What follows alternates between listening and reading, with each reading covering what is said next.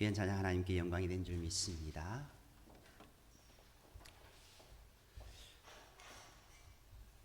5월은 우리가 가정의 달이라고 말합니다. 교회에서도 지난주일 어린이 주일을 시작하여 오늘 어버이 주일 이렇게 가정에 대한 기념일들로 이어지고 있습니다. 가정에 대한 생각들을 하게 되면 무엇이 떠오릅니까? 가족, 가정, 부모님, 엄마, 아빠, 아들, 딸, 손주, 내 새끼들 이런저런 여러 가지 표현들이 있습니다. 누군가 가정에 대한 것들을 이런 표현들을 이렇게 표현도 해보았습니다. 가정을 한 글자로 표현하면 꿈이랍니다. 두 글자로 표현하면 사랑이랍니다. 세 글자로 표현하면 안식처랍니다. 네 글자로 표현하면 땅의 천국이랍니다. 그리고 이것을 10글자로 표현하면 보시기에 심히 좋았더라 라고 그렇게 표현했습니다. 또 다른 표현이 있습니다. 아버지를 6글자로 표현하면 속으로 우는 분, 어머니를 6글자로 표현하면 정말 미안해요. 자녀를 4글자로 표현하면 뭘 것 같아요? 평생 원수. 그런데 평생 원수가 6글자로 표현하면은 어떻게 표현되어 있냐? 그래도 내 사랑이다 라고 그렇게 표현해 놓았습니다. 그렇습니다. 사회의 중심부는 가정이고 가정의 중심부는 사랑입니다.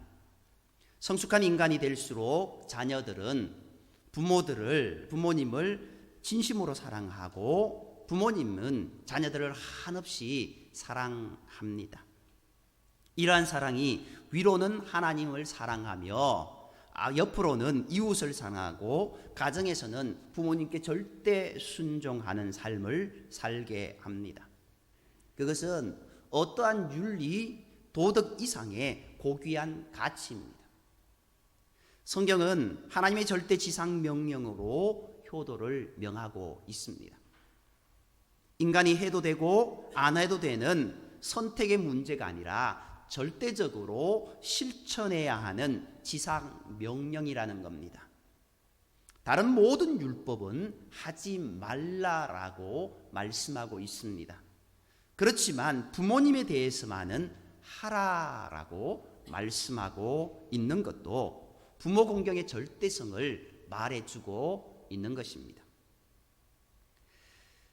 효도의 첫걸음은 나를 낳아주시고 길러주신 부모님의 은혜에 대한 감사로부터 시작됩니다. 감사가 없는 효도는 형식에 불과합니다. 남이 하니까 나도 하는 식의 효도는 결코 효도일 수 없지 않습니까? 성도의 영원한 신앙 윤리의 바탕이 되는 십계명은 크게 하나님에 관한 계명과 사람에 관한 계명 이 두 부분으로 나뉘어져 있습니다. 제1계명부터 4계명까지는 바로 하나님에 대한 그런 말씀이고 5계명부터 이제 10계명까지는 사람에 관한 것입니다. 1계명부터 4계명에 대한 것 이는 하나님과 인간과의 수직적인 관계를 설명해주며 그 중심의 주제는 하나님을 사랑하라는 것입니다. 그리고 5계명에서 10계명까지는 사람에 관한 계명으로 그 첫 계명이 바로 부모 공경에 관한 율법의 말씀입니다.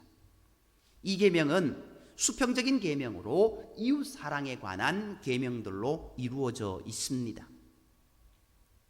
하나님께서 이처럼 우리에게 귀한 십계명을 주셨지만 타락한 인간들은 이것을 제대로 지킬 수가 없었습니다.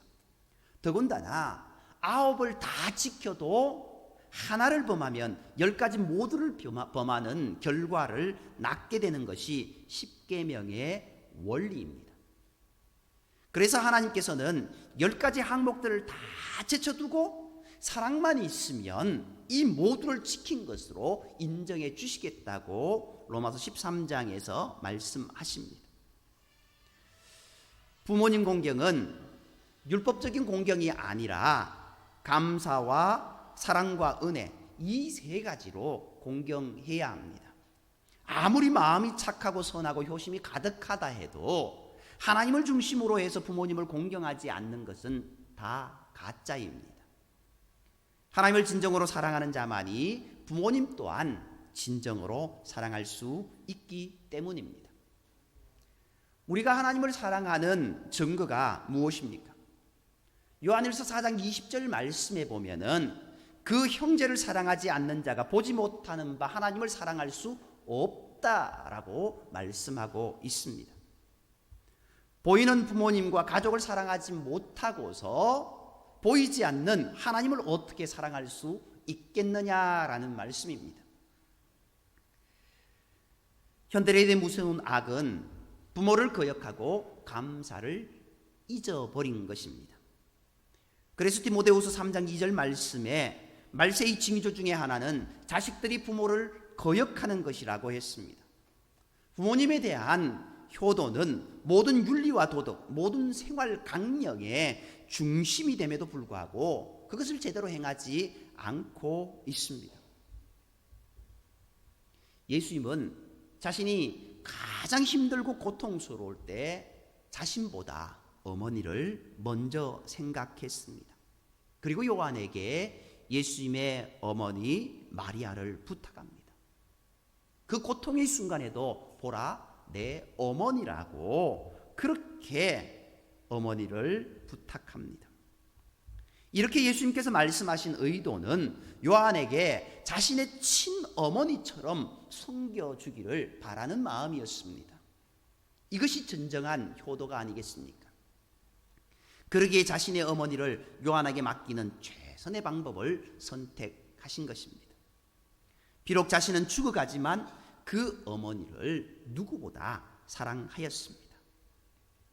아들의 죽음을 누구보다 아파하는 그 어머니를 예수님은 잘 알고 있었던 것입니다. 우리말에 죽은 사람만 불쌍하다, 살아있는 사람은 어찌 살아도 산다라는 말이 있습니다. 형편이 못한 사람이 형편이 더 좋은 사람을 걱정하는 말입니다. 예수님이 십자가에 운명하실 때 이미 예수님에게는 육신의 친동생들이 여러 명 있었습니다. 그러나 그 동생들은 예수님에 대한 이미지가 좋지 않았습니다. 그 중에 초대교회 지도자 야고보도 있었습니다. 그는 예수님의 공생의 기간에는 예수님을 믿지 않았습니다. 도리어 배척했었습니다. 그러나 부활하신 주님을 만나고 난 뒤 변화되어서 초대교회의 지도자가 됩니다. 이런 아픔이 있었기에 생명 걸고 주님을 그는 증거하였습니다. 예수님의 가정이 처음에는 이런 상황이었기에 어머니를 요한에게 부탁하게 된 것입니다. 우리는 이처럼 마지막 죽음의 순간에도 어머니를 걱정하며 챙기는 예수님의 그 마음을 볼 수 있습니다. 이런 점을 보면 평상시에도 예수님은 육신의 어머니에게 얼마나 잘 하셨을까 그것을 짐작할 수 있습니다. 요한에게 어머니를 부탁하신 것이 예수님의 유언이 되었습니다. 그때부터 요한이 예수님의 모친을 자기 집에 모셔서 섬기게 됩니다. 실제 터키 에베소에 가면 요한의 집이 있고 마리아의 무덤이 있습니다. 그는 예수님의 그 마지막 말씀, 그 유언의 말씀을 끝까지 충성스레 지킨 사람이었던 겁니다. 어머니를 걱정하시는 예수님, 아들을 바라보며 아픔을 참아내시는 어머니, 그 아들을 어떻게 키웠는지, 얼마나 사랑하는 아들인지 그 사랑을 말로 다 표현할 수 없습니다. 물에 사는 고기 중에 가시고기가 있습니다. 가시고기는 사랑이라는 말이 나올 정도로 수컷 가시고기의 부성에 그것이 강한 고기로 알려져 있습니다. 암컷이 알을 낳고 떠나면 수컷 가시고기는 알을 지키기 위해서 먹지도 자지도 않습니다. 지느러미를 이용해서 알들을 약 15일 정도 지키며 알을 노리는 포식자들과 싸우기도 합니다. 그러다 알에서 새끼들이 부화할 때면 그동안의 수고의 에너지가 다 소진되어서 그 자리에서 죽게 됩니다. 그리고 자신의 살을 내어줌으로써 자신의 일을 마치게 됩니다. 아버지의 헌신적인 사랑입니다. 그렇다면 어머니의 사랑은 어떨까요? 어린 손자가 할머니에게 묻습니다. 할머니 젖가슴이 왜 이렇게 쭈글쭈글해요? 그때 할머니가 이렇게 대답하더랍니다. 네 애비가 다 뜯어먹고 요것만 남았다. 다슬기는 새끼들이 어미 몸속에서 자라다가 다 크면 어미 몸뚱아리를 파먹고 나온다고 합니다. 빈 껍데기가 된 어미는 물에 조용히 떠밀려 갑니다. 다슬기처럼 우리는 어머니의 가슴을 뜯어먹고 세상에 나와 비로소 오늘 우리가 되었습니다. 오늘 우리의 어머니들이 꽃다운 처녀로 시집 와서 한 집안의 세대기 되어 자녀를 낳고 가정에 힘든 일을 하시다가 마른 나무처럼 늙어가는 일생의 여정을 겪어왔습니다. 그것을 보면 마치 자연의 사계와도 닮았습니다. 어머니는 언제나 자식에게 마지막 남은 것 하나까지 아낌없이 쏟아붓습니다. 그 숱한 슬픔과 인생의 고비를 넘어 자식들을 길러내고 수구시 노년에 이런 어머니. 우리 자식들의 등은 어머니가 두려워주고 다친 가슴은 어머니가 어루만져 주었지만 지친 어머니의 등은 과연 누가 두드려 주었을까요? 어머니의 친구는 누구였을까요? 살면서 속이 썩고 하늘을 찌르는 분노가 어머니에겐 늘 왜 없었을까요? 땅을 치며 통곡하고 싶은 일이 왜 없었을까요?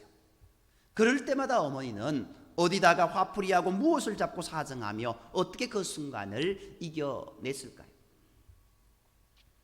그러는 어머니가 들에 나가서 해 저물 때까지 오시지 않습니다.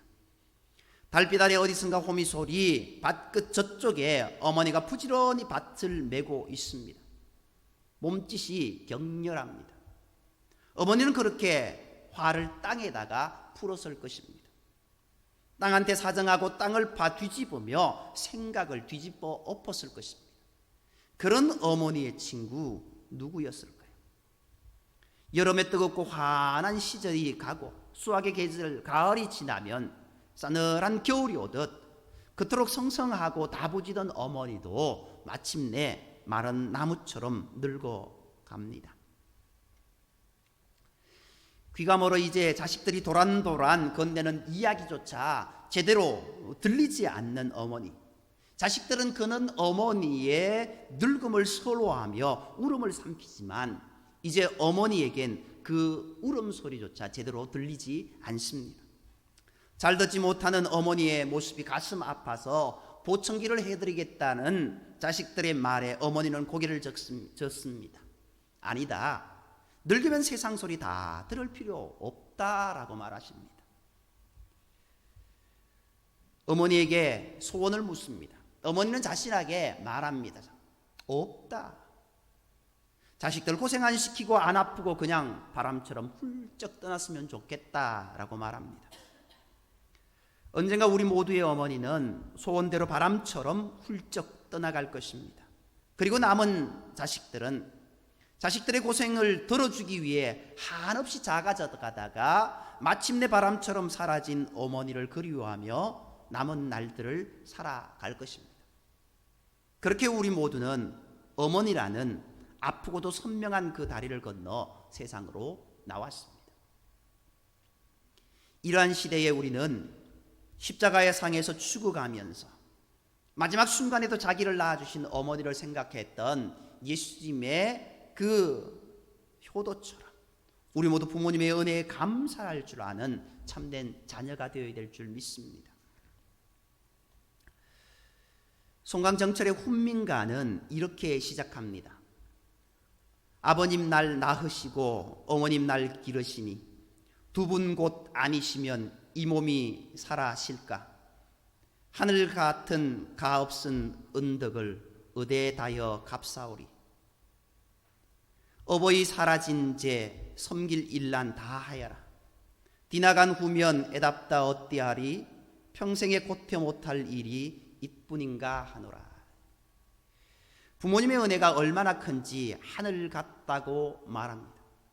두 분이 아니었으면 내가 이 땅에 있지 않았다고까지 말합니다. 그러면서 우리에게 효도에도 때가 있다는 것을 말해 줍니다. 아무리 잘해드리고 싶어도 돌아가시고 난 뒤에는 소용이 없습니다.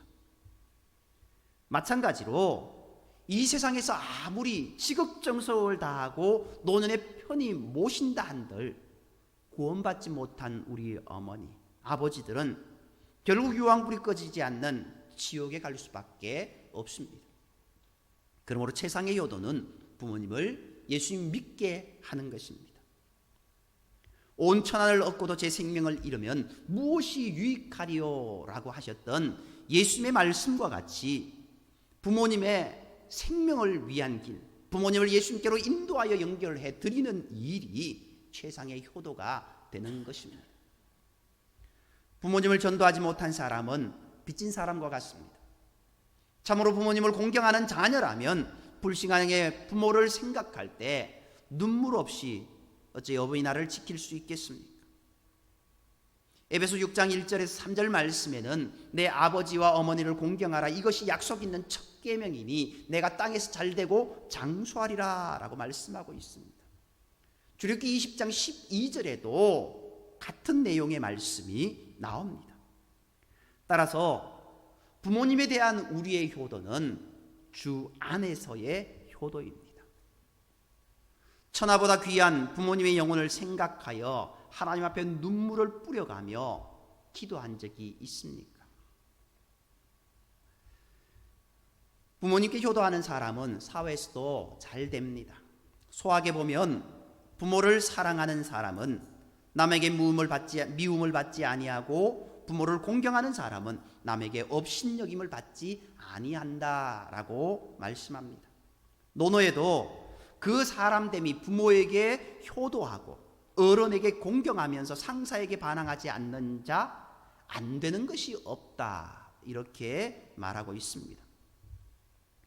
실제로 성경의 역사를 살펴볼 때 부모에게 순종하고 효도를 다했던 요셉은 애굽의 국무총리가 되어 영화를 누렸습니다.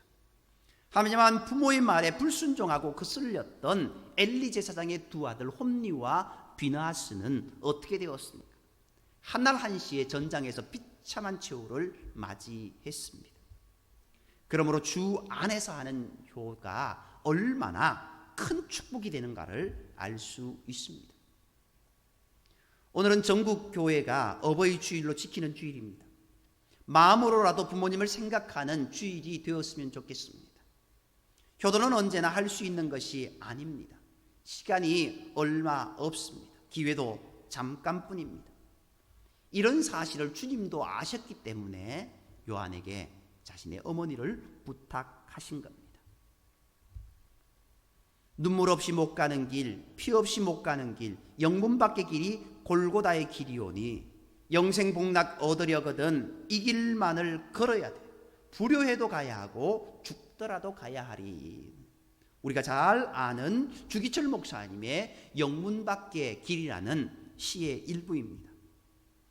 죽는 순간까지도 어머니에 대한 효와 하나님에 대한 충성을 잃지 않았던 주기철 목사님처럼 하나님에 대한 뜨거운 사랑, 그 사랑 안에서 부모님에게 효를 다하는 모든 성도님 되시기를 주님의 이름으로 축복합니다. 기도드리겠습니다.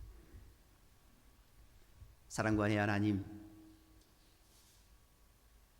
우리를 낳으시고 길러주신 그 부모님을 다시 떠올립니다. 이제 돌아가셔서 뵐 수 없는 부모님들, 또 그래도 은혜 가운데 아직까지 살아계시고 믿음 가운데 계신 부모님들, 안타깝지만 아직까지 믿음을 가지지 아니하시고 살아가시는 부모님들, 우리네 부모님들을 다시 한번 떠올리며 주님의 그 은혜에 감사하며 주님을 사랑하며 믿음으로 살아가겠다고 다짐합니다. 사랑하는 부모님들, 주님께서 은혜로 인도하여 주시옵고 강건하게 붙잡아 주시고 더 나옵기는 믿음 위에 믿음으로 주님을 섬기며 나아갈 수 있는 은혜를 허락하여 주옵소서. 우리가 이 땅에서 살아가는 모든 일들이 부모님의 은혜였다라는 걸 기억하면서 주님께서 말씀하신 이 주님의 부모 공경에 대한 이 말씀을 온전히 준행하며 나갈 수 있는 우리 삶이 되게 인도하여 주옵소서. 그리고 무엇보다도 하나님을 사랑하며 믿음으로 달려갈 수 있는 우리의 모습 또한 되게 인도하여 주옵소서. 모든 말씀을 사랑하시는 예수님의 이름으로 감사하며 기도드립니다.